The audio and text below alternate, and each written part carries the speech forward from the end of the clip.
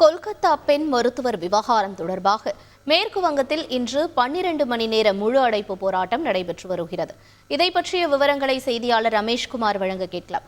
ரமேஷ்குமார், வணக்கம். இந்த போராட்டம் தொடர்பான முழு விவரங்கள் என்ன? கொல்கத்தாவில் பெண் பயிற்சி மருத்துவர் பாலியல் வன்கொடுமை இழைக்கப்பட்டு கொலை செய்யப்பட்ட விவகாரம் நடந்து கிட்டத்தட்ட 15 நாட்களை கடந்துவிட்ட பிறகும் கூட மருத்துவர்கள், மாணவர் அமைப்பினர், மகளிர் அமைப்பினர் உள்ளிட்ட பொதுமக்களின் சீற்றம் குறைந்தபாடில்லை.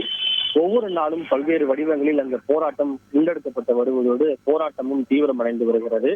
அதன் ஒரு ஒங்கமாக நேற்று மாணவர் அமைப்பினர் கொல்கத்தாவில் இருக்கக்கூடிய தலைமைச் செயலகத்தை முற்றுகையிடக்கூடிய நபனா அபியான் மார்ச்சுக்கு அழைப்பு விடுத்திருந்தனர்.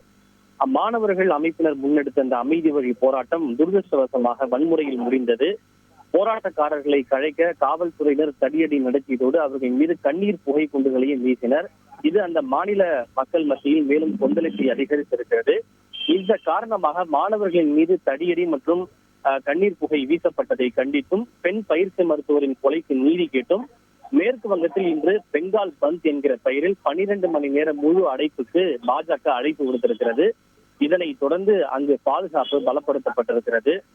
மக்கள் தங்களுடைய கடைகளை அடைத்தும் அதே போல பள்ளி கல்லூரிகளை மூடியும் பேருந்துகளை இயக்காமலும் தங்களுடைய முழு அடைப்புக்கு ஆதரவு தர வேண்டும் என பாஜக கோரிக்கை விடுத்திருக்கிறது.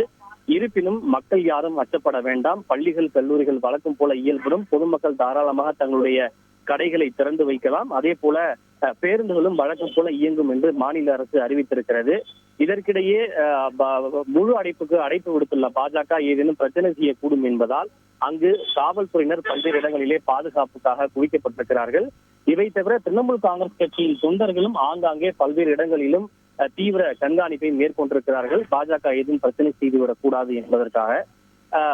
இதற்கிடையே மாநில அரசு போக்குவரத்து கழகத்தின் கீழ் பணியாற்றக்கூடிய பேருந்து ஓட்டுநர்கள் தங்களுடைய தலையில் தலைக்கவசம், அதாவது ஹெல்மெட் அணிந்தபடி பேருந்துகளை இயக்கி வருகிறார்கள். ஏனென்றால் முழு அடைப்பு விடுக்கப்பட்டதையும் மீறி பேருந்துகள் இயக்கப்படுவதால் ஏதேனும் கல்வீச்சு போன்ற சம்பவங்கள் நடைபெறக்கூடும் என்பதால் முன்னெச்சரிக்கை நடவடிக்கையாக பாதுகாப்பு கருதி அரசு பேருந்து ஓட்டுநர்கள் தங்களுடைய தலையில் ஹெல்மெட் அணிந்தபடி பேருந்துகளை இயக்குமாறு அந்த போக்குவரத்து துறை அறிவுறுத்தி இருக்கிறது. அதன் அறிவுறுத்தலின் அடிப்படையில் பேருந்து ஓட்டுநர்கள் தங்களுடைய தலையில் ஹெல்மெட் அணிந்தபடி அவர்கள் பேருந்துகளை இயக்கி வருகிறார்கள். இதற்கிடையே பாஜக 12 மணி நேர முழு அடைப்பு போராட்டத்திற்கு அழைப்பு விடுக்கப்பட்டதை கண்டித்து திரிணாமுல் காங்கிரஸ் கட்சியினரும் மாநிலத்தின் பல்வேறு இடங்களில் ஆங்காங்கே பதிலுக்கு போராட்டத்தில் அவர்கள் ஈடுபட்டிருக்கிறார்கள். குறிப்பாக ரயில் மறியல் போராட்டம், சாலை மறியல் போராட்டம் உள்ளிட்ட போராட்டங்களிலே திரிணாமுல் காங்கிரஸ் கட்சியினரும் ஈடுபட்டு வருகிறார்கள். பாஜகவினரை பொறுத்தவரை மாநில காவல்துறையால் எதையுமே செய்ய முடியவில்லை. இதன் காரணமாக மமதா பானர்ஜி திரிணாமுல் காங்கிரஸ் கட்சியின் தொண்டர்களை அனுப்பி இருக்கிறார். நாங்கள் ஒருபோதும் அவர்களை முன்னேற விட மாட்டோம் என்று பாஜகவினரும் ஒரு பக்கம் கங்கணம் கட்டிக்கொண்டு இந்த முழு அடைப்பு போராட்டத்திலே அவர்கள் ஈடுபட்டிருக்கிறார்கள். இதற்கிடையே இன்று திரிணாமுல் காங்கிரஸ் கட்சியினுடைய நிறுவன நாள் தினம் என்பது கொண்டாடப்படுகின்றது. இந்த திரிணாமுல் காங்கிரஸ் கட்சியினுடைய நிறுவன நாள் தினத்தை பாலியல் வன்கொடுமை இழைக்கப்பட்டு கொலை செய்யப்பட்ட பெண் பயிற்சி மருத்துவருக்கு தாங்கள் அர்ப்பணிப்பதாக மமதா பானர்ஜி தெரிவித்திருக்கிறார். விரிவான தகவல்களுக்கு நன்றி ரமேஷ்குமார். செய்திகளை உடனுக்குடன் தெரிந்து கொள்ள உடனே சப்ஸ்கிரைப் பண்ணுங்க.